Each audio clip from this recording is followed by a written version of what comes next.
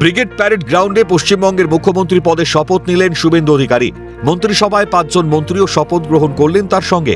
বাংলায় এই নতুন অধ্যায়ের সূচনার সাক্ষী থাকতে উপস্থিত হয়েছিলেন বিজেপির জয়ী প্রার্থীরাও। এই বাংলা আজ সম্পূর্ণতা পেল।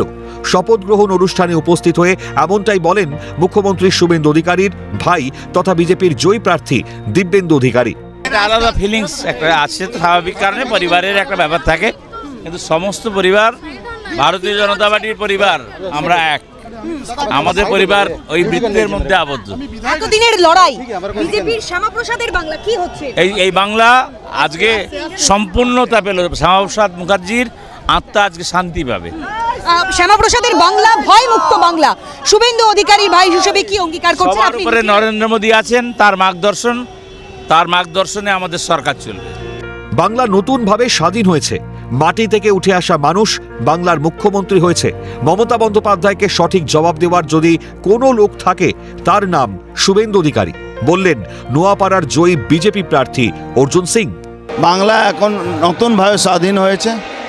আশা করি আগামী দিন যে আমাদের দায়িত্ব নিয়েছি আমরা, সে কাজটা আমরা করতে পারি। একদম মাটি থেকে উঠার লোক আজকে বাংলার মুখ্যমন্ত্রী হয়েছে। মমতা ব্যানার্জির সঠিক জবাব দেওয়ার কেউ লোক থাকে, তার নাম শুভেন্দু অধিকারী।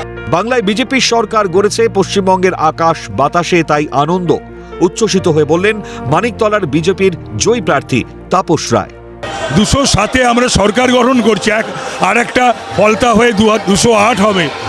আর ওর দল মানে তৃণমূল ক্ষমতাচ্যুত হয়েছে। মানে আহা কি আনন্দ আকাশে বাতাসে পশ্চিমবাংলার।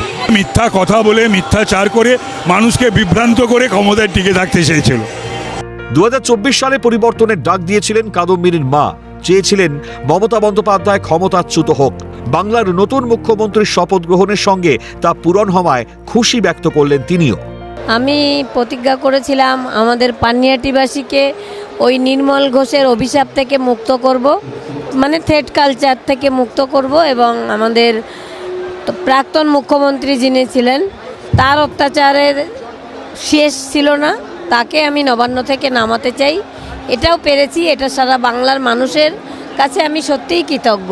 এই যে শাখাটা আমার রাখি পূর্ণিমার দিন পুলিশ মেরে ভেঙে দিয়েছিল, তো আমি আর করিনি। আমি বলেছি যতদিন এই অত্যাচারিত সরকার থাকবে ততদিন আমি আর শাখা। এই হাতে শাখা দেখতে পাচ্ছি, এটা পুলিশ ভেঙে দিয়েছিল। এবার শাখা পড়বেন না, এখন দেখি মেয়ের বিচারের কতটা এগোতে পারি, তারপর দেখব। এটা শুধু পরিবর্তন নয়, ঐতিহাসিক মুহূর্তের সাক্ষী থাকলো বঙ্গ। অত্যাচার শেষ, মুক্তির শুরু, বললেন বিজেপি নেত্রী ভারতী ঘোষ।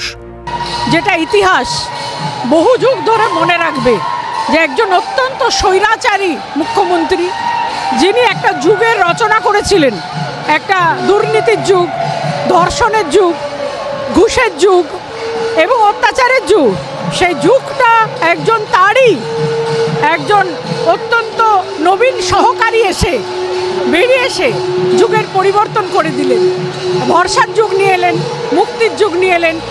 অন্ধকার থেকে মুক্তি পেতে মানুষ বিজেপির ওপর ভরসা রেখেছে। তাদের প্রত্যাশা পূরণ করাই আমাদের কাজ, এমনটাই বললেন শিবপুরের বিজেপির জয়ী প্রার্থী রুদ্রনীল ঘোষ।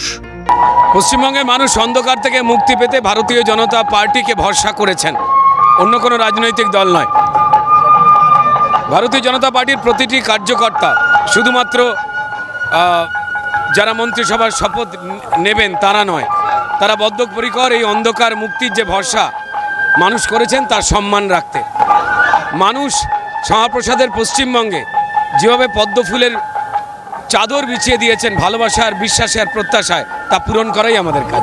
এদিন শপথ গ্রহণ অনুষ্ঠানে উপস্থিত হয়েছিলেন অভিনেতা প্রসেনজিৎ চট্টোপাধ্যায় এবং জিৎ। সুশাসনের আশা রাখছি, সংবাদ মাধ্যমে মুখোমুখি হয়ে বললেন অভিনেতা জিৎ। খুব আশাবাদী যে আগামী দিনগুলো ভালো সরকার পাবো আমরা।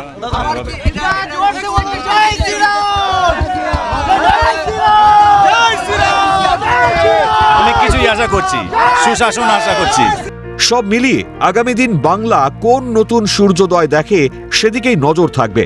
ক্যামেরায় নিখিল দাস ও সুদীপ্ত দত্ত, সঙ্গে রেশমি দাস ও অভিরূপা সাহার রিপোর্ট, ক্যালকাটা নিউজ।